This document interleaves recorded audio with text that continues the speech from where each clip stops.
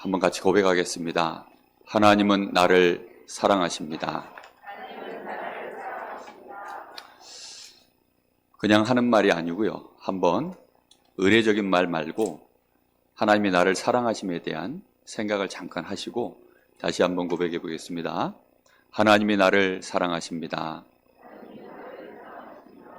죽도록 사랑하십니다. 지금도 사랑하십니다.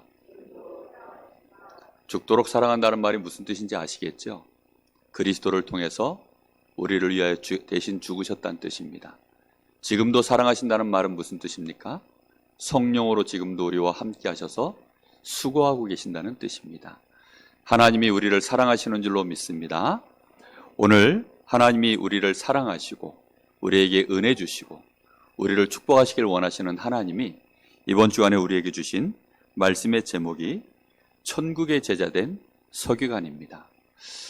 여러분, 서기관이라는 말은 이 시대에 잘 쓰지 않는 단어이지요. 서기관, 여러분 혹시 네이버 이런 데 찾아보시면 엉뚱한 게 나옵니다. 여기 성경에 나와 있는 거 말고 이제 저 국회나 이런 데서 일하는 어떤 그 공무원 몇 급 이런 직분에 있는 그런 사람들을 이제 주로 얘기하는 그런 것들이 나옵니다. 근데 여기서 말씀하는 서기관은 그런 사람이 아니고 그때 당시에 구약시대부터 쭉 있었던 율법학자를 말합니다. 성경 안에는 하나님이 66권의 그때 당시에는 구약밖에 없었죠. 이 구약의 전체 말씀 속에서 특별히 어디에 집중되어 있는 사람들이냐면 율법에 집중되어 있는 사람들입니다. 하나님이 주시는 복음, 이 구원의 메시지에 집중되어 있는 것이 아니라 율법에 집중되어 있는 사람들이에요. 그래서 말씀을 필사하고 말씀을 기록하는데 주로 율법과 관련된 부분들을 더욱 많이 이렇게 집중해서 이걸 공부하고 외우고 실제로 가르치던 사람이 이게 이 서기관들입니다. 이 사람들은 주로 출신이 어디냐면 레위 지파예요. 레위 지파라는 말은 구별된 족속이라는 거죠. 이스라엘은 12지파가 있는데 그 중에 11지파에게는 하나님이 땅을 분깃으로 맡기셨어요. 그래서 이들에게는 경영할 수 있는 땅이 있고 산업이 있습니다. 그런데 특별히 이 레위 지파는 하나님이 그냥 하나님의 말씀과 예배하는 일에 집중할 수 있도록, 기도하는 일에 집중할 수 있도록, 이스라엘을 위하여 영적인 일에 헌신할 수 있도록 하나님이 따로 세우신 지파가 레위 지파입니다. 그러다 보니까 이 서기관들이 주로 다 이제 레위 지파 출신들이에요. 그리고 이들에게는 이 서기관 직분이 주로 이렇게 이제 세습되어졌다고 합니다. 세습되어져 가는데 이들이 어렸을 때부터 이 성경에 능통한 자들이고 특히 율법에 아주 익숙한 교육을 어릴 때부터 받습니다. 그래서 보통 14세 정도가 되어지면 성경에 나와 있는 율법에 아주 능숙해지고 이 사람들이 이제 이 지도자 교육을 주로 받다 보니까 그때 당시에 뭐 정치에 대하여, 경제에 대하여, 또 많은 법률에 대하여 이런 것들을 주로 이제 공부하고 이러다 보니 실제 이제 구약 시대나 이스라엘이 힘 있는 그런 나라였을 때에는 정치적인 부분에 많은 부분에 실제적으로 관여할 수 있는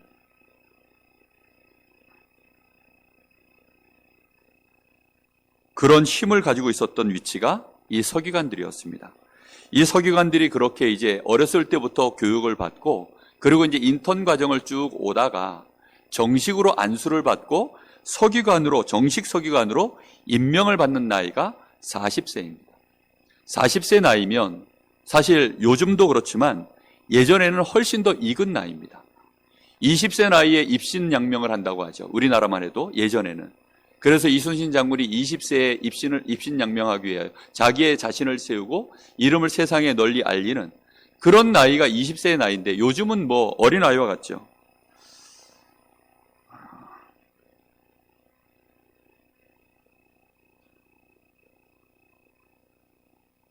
지금 이게 자꾸 오류가 났어요. 잠시만요. 이러다 보니까 이 사람들이 40쯤 되었을 때에는 사실 굉장한 어른이고 예전에는 또 사람들 수명 자체가 길지 않았기 때문에 40 정도가 되어지면 아주 많이 익어 있는 나이일 수밖에 없는 그런 연배에 이제 이 사람들이 정식으로 안수를 받는 것입니다.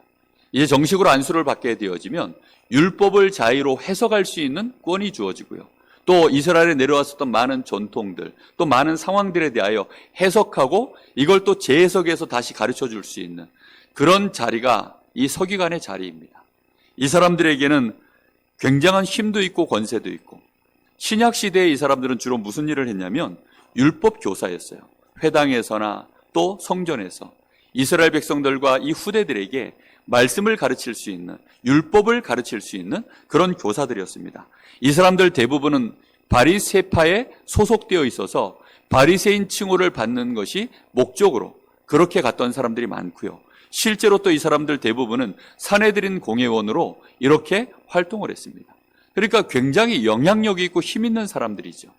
그런데 이 사람들을 향하여서 지금 예수님이 뭐라고 말씀하시냐면 천국의 제자된 서기관이라고, 지금 이 서기관이라는 단어를 가지고 천국의 제자된 서기관이라고 표현을 하고 계십니다. 이 서기관은 오늘날로 얘기하면 이제 목회자를 주로 지칭합니다. 여러분, 이번 한 주간 동안 목회자를 위하여 많이 생각하시고 기도하는 한 주간이 꼭 되시기를 예수님의 이름으로 축복합니다. 저는 저를 위해서 기도해달라, 사실 이런 말 하는 것이 좀 부끄러운 사람입니다. 제가 저를 위해서 기도해달라, 이게요, 정말 누구한테 뭘 이렇게 부탁하고 뭘 이렇게 하는 것 자체가 그게 성품상 잘 안 돼요. 그런데 이번 주간은 말씀의 흐름 속에서 이 말씀이 나왔기 때문에 여러분들에게 간곡히 부탁을 드립니다. 강단에 서 있는 목회자, 또 목회자로 지금 이 훈련받고 있는 우리 교육자들 위해서 여러분 많이 기도해 주시기를 정말로 부탁을 드립니다. 이번 주에 주신 말씀의 근거에서 여러분이 기도하시면 될 것 같습니다. 오늘 여기 보니까 예수님이 이제 천국에 대하여, 천국은 마치 하고 마태복음 13장에 쭉 말씀을 하시고 난 이후에 오늘 말씀을 매듭 짓는 말씀입니다. 너희가 이것을 다 깨달았느냐? 이것을 너희가 정말로 깨달았느냐? 뭘 깨달았냐고 물어보는 거죠.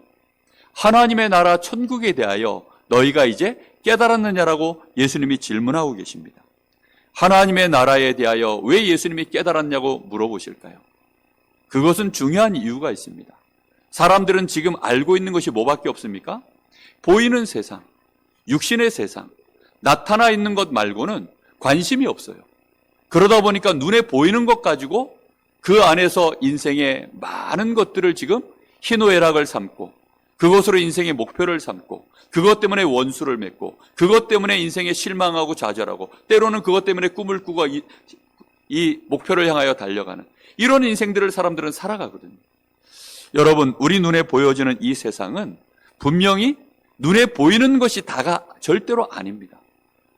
이 히브리서 11장 1절 3절 말씀, 그 말씀에 보면 보이는 것으로는 나타난 것으로 말미암아 되어진 것이 아니니라. 하나님의 말씀으로 모든 세계가 지어졌느니라. 이렇게 말씀하고 있습니다. 우리가 믿음이 없으면 그래서 세상을 볼 때 정확하게 보는 눈이 안 열려집니다. 여러분, 결혼을 해서 배우자와 함께 살아보니까 어떻든가요? 나와 함께 지금 평생을 이 동반해서 갈 나의 아내, 내 남편 보니까 여러분 어떻든가요? 눈에 보이는 내가 이 연애할 때 보았던 그 모습이 다이든가요? 아니면 뒤에 숨겨져 있는 모습이 훨씬 많든가요? 상상할 수 없을 만큼 많죠. 그런데 평생을 살아도 자기 아내와 남편을 이해 못하고 결국은 헤어지는 부부들이 그렇게 많습니다. 그냥 성격 차이 때문이라고 말하는 사람들도 많고 실제로 그렇습니다. 왜 그토록 서로에 대하여 못 볼까요? 아니, 왜 서로를 그렇게 이해를 못할까요? 그렇게 끔찍히 사랑해서 내가 이 사람과 함께 평생 같이 살면 좋겠다라는 마음을 먹고 그렇게 100년의 가약을 맺었는데 왜 그렇게 그 사람을 이해를 못할까요? 보이는 것만 쳐다보기 때문입니다. 이 사람의 보이지 않는 이 영적인 상태와 실제 보이지 않는 영적인 배경, 이 가문의 배경, 그게 있다는 사실을요, 못 보고 쳐다보니까 그런 거예요. 여러분, 교회 안에 목회자를 쳐다볼 때 여러분들이 왜 목회자를 보고 이해를 못하고 실망할 때가 많을까요? 목회자를 통해서 여러분 존경받는 것은 쉽지 않습니다. 여러분이 목회자를 존경하는 것은요, 쉽지 않은 일이에요. 그런데 목회자를 바라보면서요, 오히려 실망하는 일들이 훨씬 많아요. 왜 그런 일들이 벌어질까요? 보이는 것만 보아서 그렇습니다. 보이지 않는 것들을 보지 못하면 우리는요, 이 목회자가 지금 어떤 모습으로 그래서 저런 모습으로 서 있구나를 이해 못합니다. 여러분의 자녀들을 키우다 보면 어느 날 내가 알던 그 아이가 아니에요. 어느 날 여러분들이요, 직장 안에서 생활을 하다 보니까 저 직장의 동료들, 상사들, 후배들, 이 사람들 보면서요, 내가 알던 그 사람이 아니에요. 깜짝깜짝 놀라고요, 심지어는 그것 때문에 좌절하고 실망하고, 그런 일들이 수없이 많이 벌어집니다. 세상 살아가다 보면 선한 말과 악한 말, 뭐가 우리 입에 잘 붙지요? 쉽게 말하면 육두문자가 훨씬 우리 입에 찰싹찰싹 붙습니다. 그게 귀에요, 잘 때려 박힙니다. 그 왜 그렇습니까? 우리도 모르는 영적인 우리의 상태가 있기 때문이에요. 한 번은 운동을 하면서요, 한참 운동하다 보니까 점심을 제가 그날 안 먹어가지고 너무 배가 고파가지고 조금 하다 보니까 힘들어가지고 이제 못하겠다 그래요. 근데 같이 운동을 오래 하던 분들이다 보니까 이분들이 친해가지고 저한테요, 한 분이 이러는 거예요. 남자분인데 자기 가슴을 이렇게 딱 붙잡으면서요, 젖드릴까요? 이러더라고요. 야, 제가 그 말을 하는데 이 사람들은 다 불신자들이에요. 이 불신자들이 막 이제 운동하면서 자기들끼리는 뭐 험한 말들 다 하거든요. 너무 험한 말도 하고 음란한 말들도 많이 하고 이러니까 제가요, 그런 말들을 듣다가 너무 듣기가 싫은 거예요. 그래서 이 사람들한테 내가 뭐라고 한마디 놔도 확 한마디 하고 싶은데 이 사람이 나한테 드릴까요? 이러길래 젖 같은 소리 하지 말라고 그랬습니다. 그 발음이 좀 비슷하잖아요. 그랬더니 이 사람들이요, 목사님이 욕을, 아니 내가 정확한 발음으로 그거 아니고 발음으로 했다라고 하니까 그래도 들리기는 그렇게 안 들렸다는 거예요.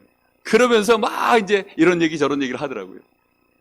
여러분, 세상을 쳐다보면 욕하고 싶습니다. 세상을 쳐다보면 우리도 모르는 사이에 정말로 저주하고 싶고 미워할 수밖에 없는 사람들, 그래서 그것들이 전부 나에게 또 스트레스가 쌓여서 수없이 나를 무너뜨리는 일들이 얼마나 많습니까? 내 자식은 나한테 안 그럴 줄 알았는데, 내 가족은 나한테 안 그럴 줄 알았는데, 저 사람은 내 친구는 나한테 안 그럴 줄 알았는데, 세상에 믿을 놈이 한 놈도 없다 그러잖아요. 그런 일들이 그게 세상입니다. 그런데 그게 우리는 어리석게도 보이는 상황만 보고 그것 때문에 좌절하고 실망하는 일들이 얼마나 많은지. 하나님의 말씀을 알게 되기를 예수님의 이름으로 축복합니다. 하나님의 말씀으로 모든 세계는 지금도 그대로 가고 있는 중입니다. 그래서 말씀을 통하여서 사람을 보세요. 말씀을 통하여서 저 사람이 왜 저럴 수밖에 없는가를 볼 수 있게 되기를 바랍니다. 분명히 여러분, 세상은 지옥 같은 세상이라고 말씀하고 있습니다. 세상은요, 지옥 같은 세상이에요.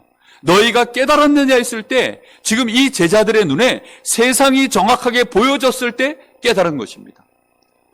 이 땅에 하나님의 나라가 필요할 만큼 지금 이 땅은 완전히 저주재앙으로 묶여있는 땅이구나. 세상 자체가 그렇구나. 완전히 지옥에 묶여있을 수밖에 없는 그런 세상이구나. 근본 문제, 그게 바탕에 깔려있는 세상입니다. 근본 문제 무엇입니까? 죄입니다. 우리 인간이 하나님 앞에 범죄한 그 원죄예요. 그 원죄로 말미암아서 끊임없이 밀려오는 저주로 인하여서 또다시 죄를 지을 수밖에 없는 자범죄, 하나님이 아닌 엉뚱한 것을 모시고 섬기고 의지하는 우상숭배의 죄, 하나님보다 우리가 더 사랑하는 세상의 수많은 것들, 그 탐심, 그 모든 것들이 전부 죄악입니다. 죄가 끊임없는 죄를 낳고 그 죄는 우리에게 끊임없는 대가를 치르도록 저주가 끊임없이 우리에게 밀려오는 세상, 그 배후 속에 우리를 속이고 노략질하는 이 사단의 관계, 그 사단의 끊임없는 공격, 그리고 우리에게 영원한 배경이 되어지는 이 지옥의 끊임없는 이 흑암의 이 밀려오는 배경들, 여러분, 그게요, 세상이 우리가 살아가고 있는 현장입니다. 너희가 깨달았느냐 했을 때 그것이 보이느냐 하는 것입니다. 천국에 대하여 예수님이 말씀하실 때 단순히 그냥 천국이라고 하는 그 비유의 말씀만 들려지는 것이 아니라 실제로 지금 보여지고 있는 이 세상 속에 우리가 발담고서 살아가고 있는 이 현장이 너희들에게 그렇게 보이느냐? 그 말씀입니다. 여러분의 가정은 천국이 아닙니다.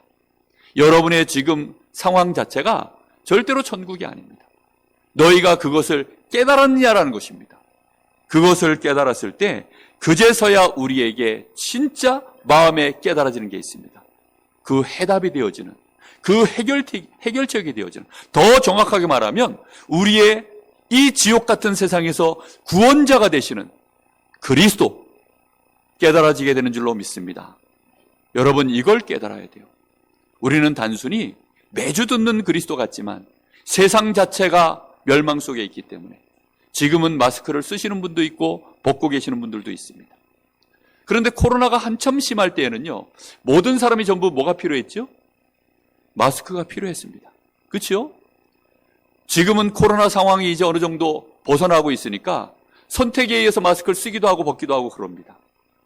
여러분, 지금도 근데 세상은 주님 재림 오시는 그날까지 여전히 세상에는 뭐가 필요하죠? 항상 그리스도가 필요한 줄로 믿습니다. 여러분, 우리는 그래서 그리스도 놓치면 하나님의 나라라는 단어 자체를 절대 이해할 수가 없는 거예요. 우리 가정을요, 정확하게 볼 수가 없는 것입니다. 가정을 정확하게 보게 되어지면 그리스도를 붙잡게 될 줄 믿습니다. 그래서 지금 예수님께서 첫 번째 비유로 하셨던 말씀이 뭐냐면 좋은 땅에 떨어진 씨가 천국이다 라고 이렇게 표현하셨어요. 좋은 땅에 떨어진 씨가 무엇입니까? 이 복음이 우리에게 너무너무 필요합니다.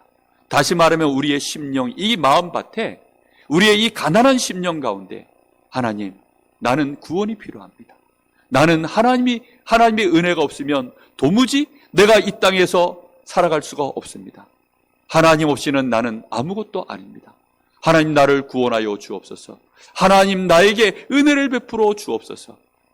이 현장에서요, 나를 쳐다볼 때, 세상에서 나를 쳐다볼 때, 그래서 하나님 나에게 은혜를 주시옵소서 했을 때, 그때 하나님이 우리에게 주시는 이 생명의 구원의 복음의 말씀, 그 말씀이 이 심령에 떨어진 자가 그게 천국을 누리는 열매를 맺는 자다라고 말씀하셨습니다. 그리고 좋은 씨와 가라지. 하나님은 우리에게 분명한 구원의 축복도 주셨지만 이 땅에 누구도 있다고요? 교회 안에 특히 누가 있다고요? 마귀의 자녀들, 가라지가 있는 것입니다. 서기관들 중에도 누가 있을까요? 가라지가 있습니다. 하나님의 말씀을 알고 있고 말씀을 외우고 있고 말씀에 능통한 자들인데 이 사람들 중에도 누가 있느냐? 가라지가 있습니다. 이들은 주로 어디에 매여 있습니까? 사람의 의에, 율법의 행함에, 사람이 어떻게 행하느냐, 어떻게 행동하느냐, 어떻게 실천하느냐, 어떤 식으로 말을 하느냐, 그런 것들에 대하여 완전히 기준을 삼고 묶여있는 사람들, 그 사람들을 보고 가라지라고 합니다. 가라지라고 하니까 이상한 사람 말하는 게 아니에요. 저 바깥에 노숙자 같은 사람들, 하나도 못 배우고 이상하게 욕하고 늘 범죄하고 저 교도소에 들어있는 그런 사람들을 말하는 것이 아닙니다. 지금 여기에 있는 하나님의 백성들 중에, 이스라엘 나라의 이 유대인들 중에, 특히 그들 중에 지금 지도자 반열에 있는 바리새인들, 특히 여기 서기관 같은 사람들, 이 사람들을 지칭하여서 가라지라고 말씀하고 있습니다. 가라지를 구분할 수 있는 눈이 열려지시기를 예수님의 이름으로 축복합니다. 여러분, 정말로 교회 안에 가라지가 얼마나 많은지 모릅니다. 교회 안에 목회자, 중직자들 중에 가라지가 정말 많습니다. 그래서 그 가라지들 때문에 교회 안에 시험 드는 사람들이 너무나도 많아요. 그리고 분명하게 예수님은 복음에 대하여, 천국에 대하여 말씀하실 때 겨자씨와 누룩에 대해서 말씀하셨죠.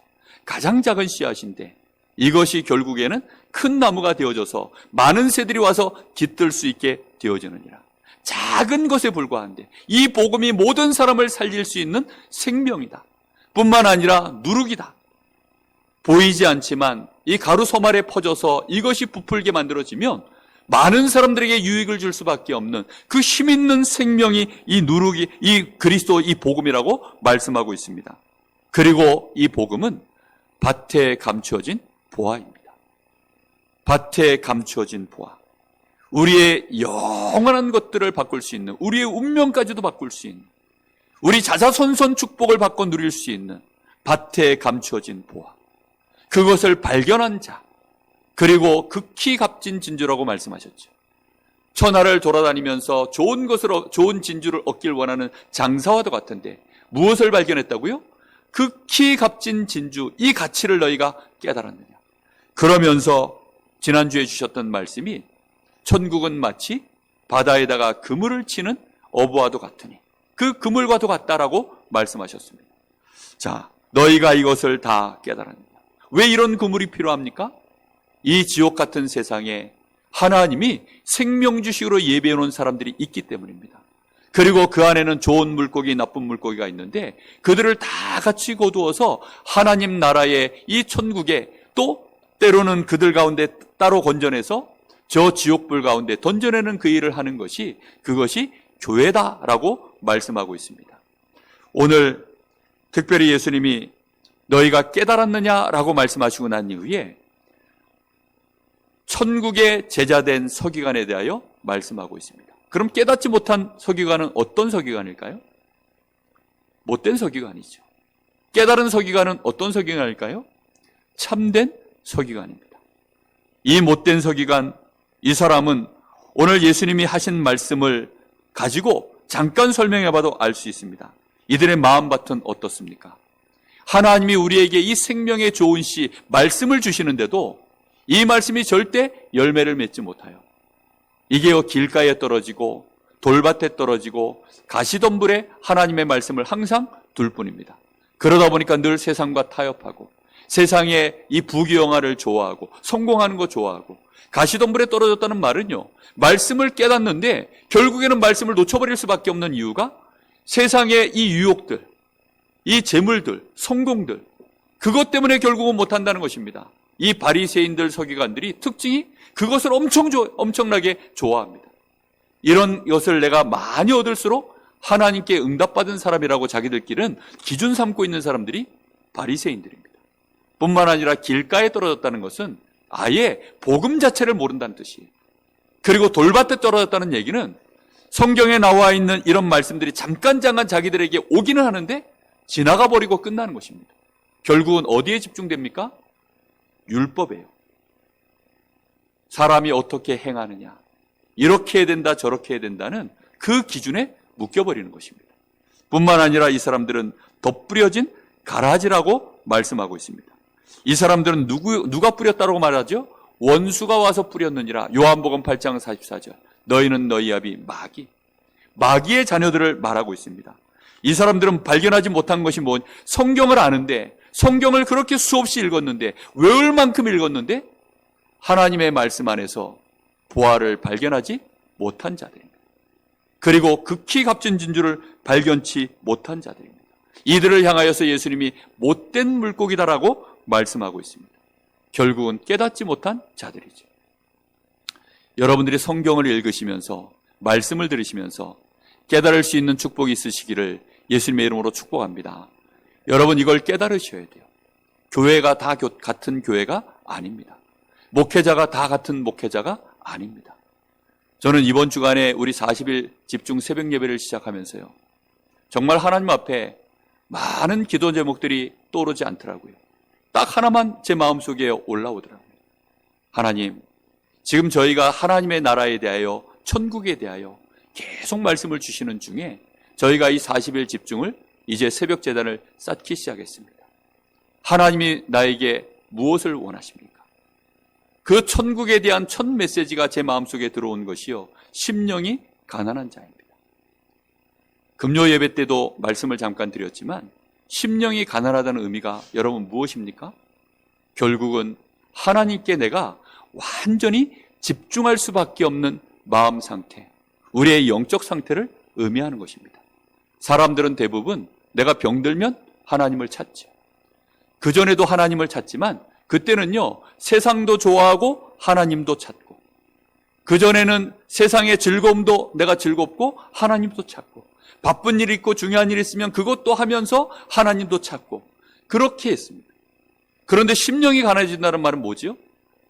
도무지 이제 세상 것하고는 내가 연을 맺을 수 없는, 내 목숨이 왔다 갔다 하는 상태, 그 상태가 되어졌을 때 그때는 찾을 수 있는 분이 누구밖에 없습니까? 하나님밖에 없어요. 아무도 나를 못 도와줍니다. 의사도 안 된다 하고, 세상적으로 경제적으로는 파산 상태가 와버리고 완전히 내 인생 자체가 끝났다는 상태, 그때가 되어지면요, 손을 내밀 수 있는 곳이 세상에는 없어요. 누구를 향해서 손을 내밀지요? 하나님을 향해서밖에는 손을 내밀 수 있는 곳이 없는 것입니다. 그런데 심령이 가난해졌다는 말은 그런 것이 아니어도 내가 충분히 먹을 거 있고 건강하고 젊고 사람들이 나를 인정해주고 다 하는데 내 마음속에 하나님과 나와의 관계가 깨달아진 거예요. 물고기는 물속에, 나무는 땅에 뿌리를 박아야 되는 것처럼 물고기가 물을 떠나서는 생존할 수 없고 그 존재 자체가 가치가 없는 것처럼 나무가 땅에 뿌리 뽑히면 그 나무가 결국은 망할 수밖에 없는 것처럼 내가 하나님 없으면 나는 아무것도 아닙니다. 내가 지금 이루고 있는 많은 노력의 결과물들, 내가 가지고 있는 많은 스펙들, 내가 가지고 있는 성공들, 나의 이 젊음과 앞으로 미래가 더욱더 잘 될 것 같은 이 많은 상황들이 놓여 있을지라도 하나님 은혜 없으면, 하나님이 없으면 나는 아무것도 아닙니다. 그래서 오늘도 나는 하나님 앞에 섭니다. 수많은 사람들이 나를 질투하고 미워하고 시기하고 또 많은 사람들이 나를 공격하고 실제로 나는 또 연약하고 무너지고 수도 없이 범죄하지만 그래서 나는 더욱더 하나님, 그것과 상관없이 나는 지금 하나님이 필요합니다. 나는 하나님 없으면 못 삽니다. 그게요, 심령이 가난하다는 뜻입니다. 나중 지나면요, 어떻게 되는 줄 아십니까? 조금 전까지 이 사람하고 인간관계가 너무 격양되어 있었어요. 그런데도 불구하고요, 이걸 내려놓고 그냥 하나님만 바라보는 상태. 그게 심령이 가난한 겁니다.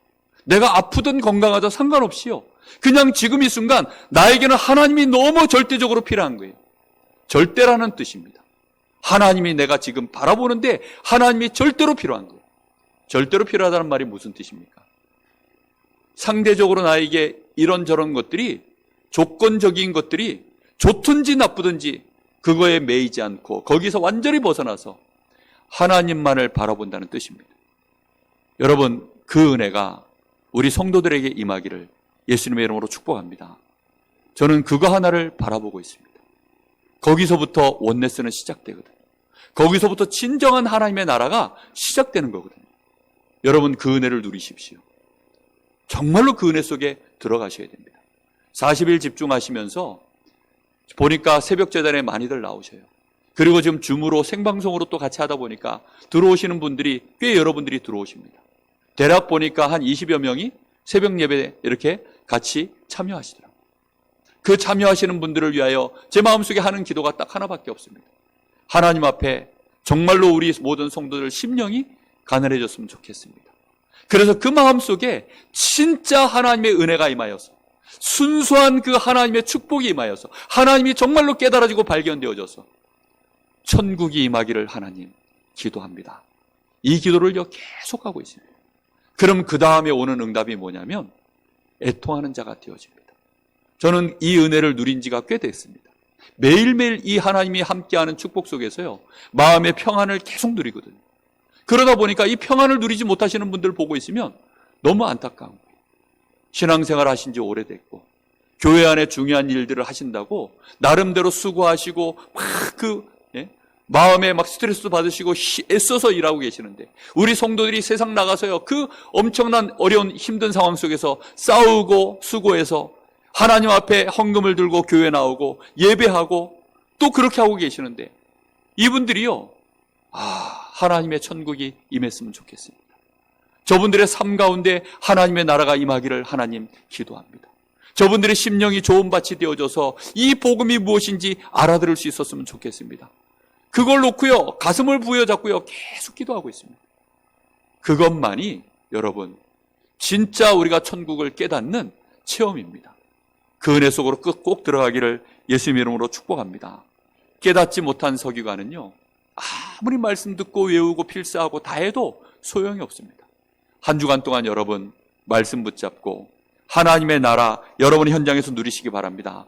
참된 서기관은 무엇입니까? 어떤 경우에도 복음 중심입니다. 어떤 경우에도 뭐 중심이라고요? 복음 중심입니다. 여러분, 복음 중심 되시기를 예수님의 이름으로 축복하고 부탁합니다. 어떤 경우에도 여러분 복음 중심으로 가십시오. 세상에서는 우리끼리 싸워봐야 아무 소용이 없어요. 결국은 개판밖에 안 됩니다. 아무리 싸워봐야 진흙탕 싸움밖에 안 돼요. 여러분, 사람은 전부 결국은 완전한 존재가 없어요. 그래서 싸우면 서로 결국은 선을 넘지 말아야 되는데, 나중에는 부부싸움 하다가 어디를 넘어가죠? 결국은 가족을 건드립니다. 네 부모가 그러더냐? 이러면 이제 전쟁 자체가 이제 판이 커지는 거죠. 넘지 말아야 될 선들이 있는데 결국은요 막 넘어가는 거예요. 남하고 비교하면 안 되거든요. 옆집 남편은 안 그렇던데 이러면서, 옆집 부인은 안 그렇던데 이러면서, 이런 식으로 이제 막 넘어가기 시작하면 끝이 없어요. 옆집 교회 목사님은 안 그러시던데 안 그러시기를 예수님의 이름으로 축복합니다. 부탁드립니다. 정말 별거 없어요. 여러분, 저는 하나님의 은혜로 이 자리에 서 있을 뿐입니다. 제가 뭘 못되게 아무것도 안 하고 그러겠다는 뜻이 아닙니다. 하나님의 은혜가 아니면 존재 자체가 이 자리에 서 있을 수 없는 사람입니다. 여러분, 그것을 보셔야 깨달은 것입니다. 좋은 서기관이 뭔 줄 압니까? 오직 복음입니다. 저는 제가 그런 줄 알기 때문에 여러분 쳐다볼 때에도 오직 복음으로 쳐다볼 수밖에 없어요. 말씀의 흐름 자체가 오직 복음입니다.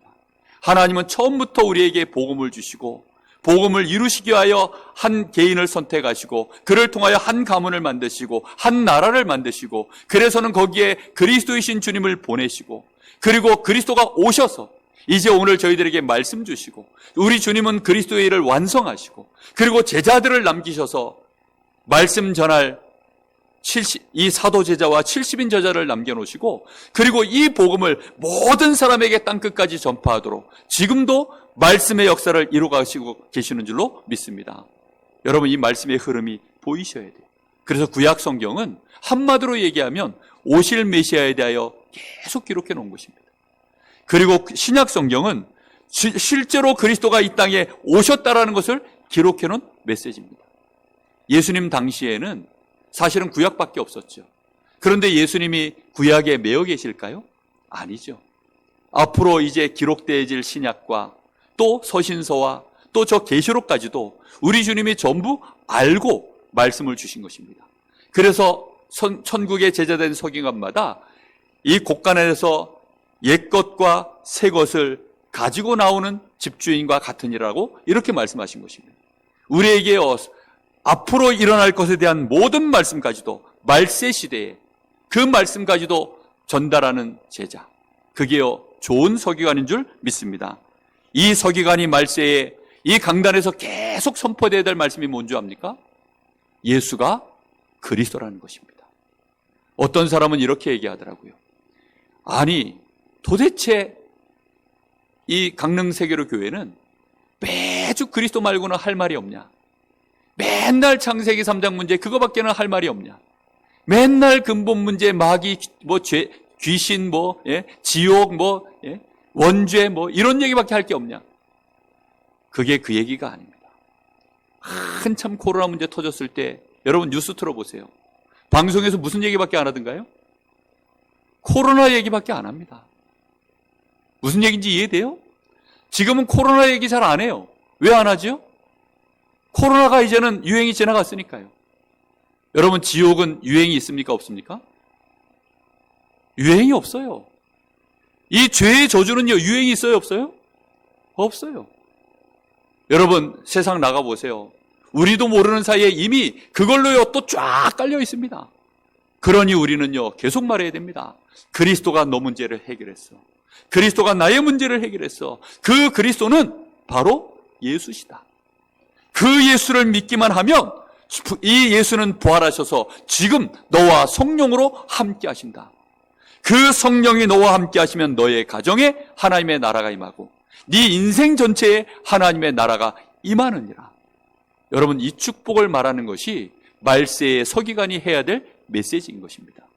성경 전체를 가지고 전달할 메시지는 이거밖에 없어요. 그러면서 지난주에는 이 세상 끝, 그물을 치고 모든 물고기들을 가득 채울 때까지, 그렇게 해서는 결국은 그물을 끌고 어디로 나간다고요? 물가로 끌고 나간다 그랬습니다. 이 물가가 바로 주님이 재림오시는 그 시간표입니다. 주님이 재림오시는 그날까지는 끝까지 우리는 뭐만 얘기해야 됩니까? 오직 복음이에요. 하나님의 성령을 의지하여 하나님의 나라가 임하는 오직 복음 말고는 얘기할 것이 없는 것입니다. 그래서 천국의 이 제자된 서기관은 결국은 옛것과 새것을, 이 곳간이라는 것은요 하나님 말씀 전체를 말하는 것입니다. 세상과 하나님의 말씀을 전부 연결해서 그렇게 해서는 결국은 말씀을 복음으로만 끊임없이 현장에 맞도록 전달하는 자, 그 사람이 천국의 제자된 서기관인 것입니다. 그래서 여러분, 이번 한 주간 동안 부탁을 드립니다. 목회자를 위해서 기도 많이 해주십시오. 여러분, 일단 목회자를 위해서 기도하실 때 여러분 마음속에 품으셔야 됩니다. 목회자를 여러분 마음속에 일단 뭐 하시라고요? 네, 품으셔야 돼요. 품는다는 말은 첫째, 긍휼히 여기는 것입니다. 존경하는 게 아니고 어떻게 하라고요? 긍휼히 여기는 것입니다. 자녀들이요, 어렸을 때는 부모를 대부분 다 존경합니다. 어렸을 때는요, 부모가 거의 하나님 수준이기 때문에 자기에게 원하는 것들을 부모가 거의 다 해주니까 자녀들에게 부모는요, 거의 절대적입니다. 그러다 살아가는 동안에 부모에게 어떻게 하기 시작하죠? 조금씩 실망하기 시작합니다. 그러다가 어느 날 부모에게 상처를 받는 날, 그때부터는 이제 이 번아웃이 돼버려요. 그렇게 되어지는 날 이제 사춘기도 오고 부모와 대화도 끊어져 버리고 오히려 부모를 미워하고 부모를 막 심지어는 멸시하고 이런 일들이 벌어집니다. 우리 여기 자녀들이 있거든. 혹시 부모를 향하여 여러분 먼저 긍휼히 여기게 되시기를 예수님의 이름으로 축복합니다. 여러분, 부모님도 긍휼히 여길 대상이에요. 왜지요? 이 지옥 같은 세상에 근본 문제 속에서 전부 태어났기 때문입니다. 목회자도 마찬가지입니다. 그래서 여러분 마음속에요, 아, 저분이 하나님의 긍휼을 입은 자구나. 우리 성도들을 서로 쳐다볼 때 하나님의 긍휼을 먼저 입은 자인 줄로 믿습니다. 여러분, 그렇게 품으셔야 돼요. 그렇게 안 되어지면요, 목회자를 절대 이해 못해요. 긍휼히 여김을 받은 것입니다. 그리고 그 긍휼히 여김 받은 중에 특별히 교회 안에 하나님이 주신 은사를 따라 이 강단에 서 있는 것입니다. 하나님이 주신 각 사람의 은사가 있어요. 그래서 그것에 따라서 하나님이 이 강단에 세우신 것입니다. 그래서 여러분들은 아셔야 돼요. 저는 목회자의 이 교권 상당히 잘못됐다고 생각하는 사람입니다. 이 목회자의 교권이라는 것이 언제 생겨났냐면 천주교가 이제 로마 카톨릭이 세워지면서 그러면서 세워진 것입니다. 원래는 이렇게 이 목회자의 교권이 강하지 않았어요. 그런데 이제 뭔가 모르게 이 목회자의 교권이 강해진 것이 로마 카톨릭이 만들어지면서 그러면서 이제 교황의 권세가 강해지고 교황의 권세가 얼마만큼 강해졌느냐, 황제를 마음대로 할 수 있는 권세가 교황에게 있을 정도였어요. 그러다 보니까 그때부터 이제 많은 문제들이 양산되어졌는데 거기서부터 이제 교회가 개혁이 되어진 것입니다. 개혁은 되어져서 복음은 겨우 회복해냈는데 교회 안에 많은 제도들, 이것들을요 미처 개혁을 못했어요. 우리 지금 여기 가운 다 입고 계시잖아요, 성가대. 그렇죠? 이게 나쁘다는 건 아닙니다. 그런데 이걸 안 입으면 큰일 나는 줄 알아요. 이게 그 로마 카톨릭에서 만들어진 거거든요. 자꾸만 이제 뭔가 모르게 구분 짓는 거예요. 그래서 지금 그 교황들 머리에다가 뭐 쓰고 있죠? 이 꽃갈모자 이런 거 하나 쓰고 있잖아요. 그 다음에 손에는 뭐 들고 있습니까? 이 교권을 상징하는 이런 이 지팡이, 이런 거 하나 다 위험 있게 폼나게 딱 들고 있어요. 옷은 어떤 거 입었어요? 쫙 빼입고서, 그러고서 걸음걸이도 살살하죠. 예? 정말 거룩거룩하게 폼나게 그렇게 걸어다닙니다. 그리고는 성도들한테 성찬식 할 때에는 그 입에다가요 자기들이 직접 하나씩 이렇게 넣어줘요. 그 성찬식을 합니다. 그런 거 하나하나가 교권을 강화해 나가는 방법입니다. 저는요, 우리 교회가 목회자를 정말로 마음에 품을 수 있게 되기를 예수님의 이름으로 축복합니다. 여러분, 목회자 힘 있지 않습니다. 여러분, 목회자는 하나님이 세우시는 거고 하나님이 축복을 주시고 하나님이 역사하셔야만 되어지는 사람입니다. 그래서 여러분, 정말로 여러분 마음속에 일단 목회자를 품을 수 있게 되기를 바랍니다. 교회가 원네스 되어지려고 하면 결국은 목회자를 가슴에 품을 수 있어야 됩니다. 그렇게 되어졌을 때, 아, 우리 목사님 하는 말들이 우리 마음속에요 여러 가지 의미를 가지고 품어지는 단어로 나와졌을 때, 그러면요 교회 안에 많은 성도들 간에 서로 뒤에서 목회자 욕을 하는 것이 아니라 목사님을 위해서 기도할 수 있는 영적인 흐름이 만들어집니다. 무슨 말인지 이해되십니까?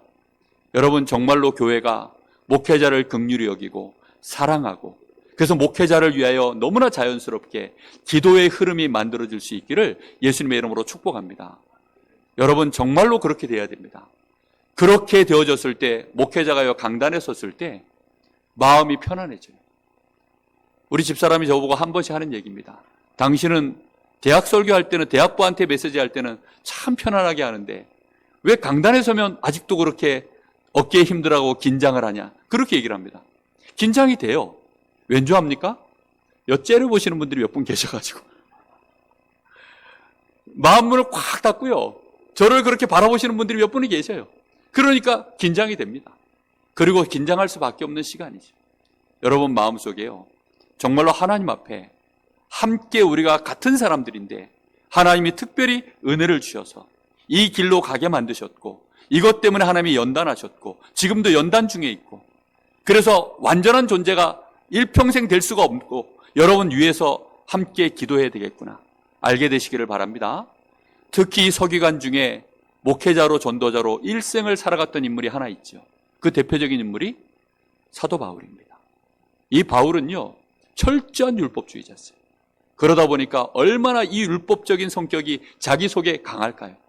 그는 근간이 율법인 사람이에요. 그러니 자기도 모르게 부지불식간에 사람을 상대하면 복음이 나갈까요? 율법이 나갈까요? 아마 한참 율법 나가다가 뒤에 가서 이제 복음이 나갔을 거라고 생각됩니다. 아니 그걸 어떻게 단정 짓습니까? 사람의 뇌과학을 조금 공부해 보시면 그럴 수밖에 없다는 걸 알게 되어집니다. 한국말이 먼저 나갈까요? 영어가 먼저 나갈까요? 한국 사람이. 무조건 한국말 먼저 나갑니다. 영어 문장을 하나 만드는데도 한국말로 생각해놓고 영어 문장 생각하지 그렇게 못해요. 기준이 율법이에요. 그런 사람이기 때문에 그리고 또 병약한 자였습니다. 또 한 번씩 사단의 이 가시에 잡히면 자기도 모르게 발작하는 사람이었어요. 그런 이 바울을요 함께하는 동력자들이요 다 이해해주고 섬겨주고 그러면서 이 사람이 복음 때문에 헌신하는 그 중심 하나를 보고 함께 동력했던 인물이 로마서 16장에 나와 있습니다. 여러분 함께 동력할 수 있게 되기를 예수님의 이름으로 축복합니다. 오늘 여기 보니까 이 서기관은 한마디로 말하면 말씀 사역자입니다. 여러분들 중에도 여러분 서기관과 같은 역할을 할 수 있는 분들이 있습니다. 그분들이 누구냐면 우리 장로님들이에요. 그리고 우리 말씀으로 훈련받으신 우리 많은 사역자들이 그렇게 감당할 수 있습니다. 특히 목회자가 인정한 사람들, 이 말씀 사역은요 아무나 하면 안 되거든요. 그래서 목회자가 인정한 사람들이 주로 이제 이 말씀 사역을 하는 겁니다. 그래서 교회에서도 매년 교사 임명을 하는 거예요. 그래서 이 교사들이 또 구역 인도자들을 임명하는 것입니다. 구역에서 마음껏 말씀을 전해도 됩니다 라고 목회자가 인정을 하는 사람들, 이런 분들이 이제 서기관 역할을 하는 것입니다. 이분들은 이제 말씀의 흐름을 새 것과 옛 것을 가지고 말씀의 흐름을 계속 타고 특히 강단의 말씀을 함께 타가는 자들입니다. 그리고 곡간이라는 것은 말씀 전체를 의미하는 거죠. 그러면서 이제 이 곡간 안에서 옛 것과 새 것을 가지고 나오는 그 집주인과 같으니라, 이게 이제 목회자를 의미하는 것입니다. 그래서 여러분 강단에서 말씀을 전가하는 이 목회자가 정말 중요합니다. 목회자가 이 곡간 안에서 뭘 끄집어내오느냐. 여러분 당장 여러분에게요 율법을 갖고 합리적으로 성경을 들이대서 여러분에게 메시지하기 시작하면요 교회가 당장 냉랭해집니다. 서로 간에요 많은 부분에 사단이 틈탈 수밖에 없는 일들이 벌어집니다. 목회자가 이 말씀 안에서 오직 복음의 말씀, 생명의 말씀, 하나님이 그토록 원하시는 하나님의 나라를 이루는 말씀, 우리가 언약으로 붙잡으면 응답될 수밖에 없는, 우리가 치유받고 힘어들 수밖에 없는 그런 축복의 말씀을 계속 가지고 나올 수 있도록 여러분이 위해서 꼭 기도해 주시기를 예수님의 이름으로 축복합니다. 여러분이 이 말씀을 누리십시오. 이번 몇 주 동안 계속해서 천국에 대한 말씀을 나누었습니다. 여러분의 심령 속에 천국, 하나님의 나라가 임하고 여러분 이 강단에서 끊임없이 선포되어지는 말씀이 천국의 제자된 서기관과 같이 성취될 말씀이 계속 흘러넘치는 그런 은혜가 우리 교회에 항상 있게 되기를 예수님의 이름으로 축복합니다. 기도하겠습니다. 살아계신 아버지 하나님, 진심으로 감사를 드립니다. 오늘도 하나님께서 우리에게 이 천국의 말씀을 주시고 이 말씀을 깨달았느냐고 제자들과 포럼하시며 이제 이 말씀을 진정으로 깨달은 참된 제자들이 일어나길 원하여서 우리 주님이 제자들과 함께 하시며 또 한 주간 동안 성령으로 우리 모든 성도들을 붙들어 주시니 감사를 드립니다. 영원토록 이 생명의 복음의 말씀이 우리의 심령의 천국을 이루게 하시고 우리의 현장 가정 가문 살려내는 말씀 되게 하옵소서. 예수님의 이름으로 축복하며 기도하옵나이다. 아멘.